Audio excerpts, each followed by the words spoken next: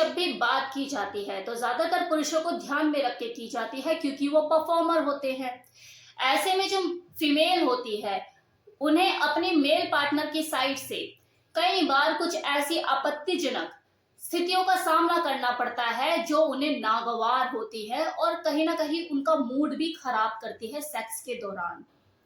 इससे देखो ये चीज भी साफ हो जाती है कि किसी फीमेल को हर सेक्सुअल एक्टिविटी करना पसंद नहीं होता, वो कंफर्ट फील नहीं करती। तो आज हम इस वीडियो में उन्हीं बातों के बारे में बात करेंगे जिससे कोई फीमेल परेशान रहती है कि यार मेरा जो हस्बैंड है हमेशा इसी चीज के लिए मुझे बोलता रहता है, या मैं अपने हस्बैंड की इस बात को लेकर बड़ी परेशान हूँ, कैसे पीछा छुड़ाऊं। तो ऐसी कौन सी बातें हैं जो किसी फीमेल को परेशान करती है? तो नंबर 1, ओरल सेक्स। देखिए, ओरल सेक्स ज्यादातर फीमेल को पसंद नहीं होता, ना करना पसंद होता है और ना ही करवाना पसंद होता है, जबकि मेल की ये पहली पसंद होती है। पुरुष तो मरे जाते हैं कि यार एक बार ओरल हो जाए, एक बार ओरल हो जाए। तो ऐसे में जो अनचाहा प्रेशर होता है बेडरूम में कि यार ओरल कर, एक बार कर दे, ऐसे कर दे, वैसे कर दे, तो ये जो अनचाहा दबाव होता है किसी वाइफ के ऊपर अपने हस्बैंड का, ये उन दोनों के जो सेक्सुअल रिलेशनशिप के अनुभव होते हैं उनको कड़वाहट से भर देता है। धीरे धीरे वो जो वाइफ होती है वो बचना शुरू कर देती है, पीछा छुड़ाना शुरू कर देती है, बहाने मारने शुरू कर देती है। एंड में जो हस्बैंड होता है वो बोलता है यार पता नहीं मेरी वाइफ को क्या हो गया है, पहले तो सेक्स कर भी लिया करती थी, अब तो सेक्स भी करके राजी नहीं होती। क्यों? क्योंकि उसे पता है जहां सेक्स की बात आएगी वो ओरल लेकर बैठ जाएगा अपना। दूसरी चीज, अडल्ट मूवीज में जिस तरह की चीजें दिखाई जाती हैं, समझ ही गए होंगे आप किस तरह की मूवीज की बात कर रही हूं मैं। वही जो लंबे लंबे हथियार लेकर बैठे हुए होते हैं, चमक धमक चमक चांदनी सारी एक माहौल होता है। जो सेक्सुअल एक्टिविटीज ऑन स्क्रीन दिखाई जाती है वो रियल लाइफ में तो संभव हो ही नहीं पाती। एक्सपेक्टेशन बहुत ज्यादा हाई हो जाती है लेकिन वो चीजें हो नहीं पाती, क्योंकि वो माहौल नहीं होता, इतना टाइम नहीं होता चीजों के लिए, और सबसे बड़ी बात कि माइंड सेट नहीं होता उस तरीके का औरतों का। तो ऐसे में जो हस्बैंड होते हैं कि यार ऐसे कर, वैसे कर, इस तरह से कर, उस तरह से कर, तो जो उनकी जो एक्सपेक्टेशन इतनी हाई होती है और कहीं ना कहीं उनकी फीमेल पार्टनर को असहज ही महसूस कराती है। अब तीसरा रीजन देखो, कुछ फीमेल ऐसी भी होती है जिन्हें ये बिल्कुल नागवार होता है कि जो उसका हस्बैंड है वो अपनी शारीरिक देखभाल नहीं रखता, साफ सफाई नहीं रखता। ऐसे में वो जब भी यौन संबंध बनाते हैं तो यूरिन इन्फेक्शन को इन्विटेशन दे देते हैं, जिसके वजह से रात को 10-10 बार उठ के उसे यूरिन करने जाना होता है। तो ये जो चीजें होती है, सिर्फ यूरिन इन्फेक्शन नहीं और भी बहुत सी चीजें उनके सेक्स को अनकंफर्ट बनाती है।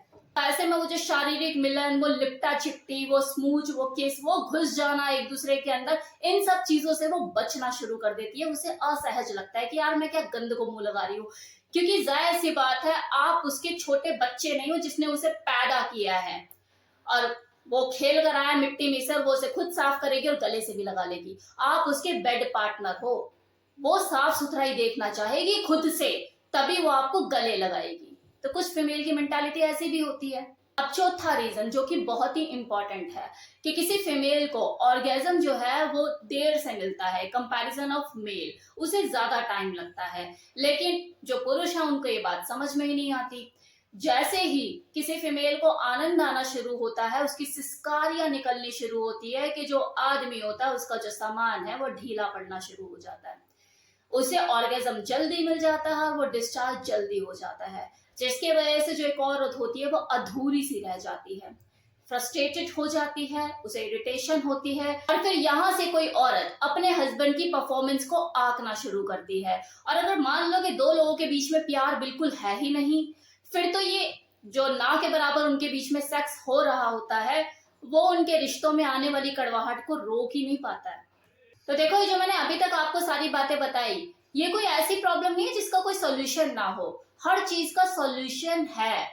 अगर आपके अंदर स्टैमिना की कमी है तो अपने स्टैमिना को बढ़ाने के ऊपर काम कीजिए। ज्यादा ओवर एक्सपेक्टेशन अपने पार्टनर से मत कीजिए। हर किसी की अपनी लिमिटेशन होती है, हर किसी का अपना टेस्ट होता है, और हर किसी इंसान की अपनी कैपेसिटी होती है चीजों को करने की।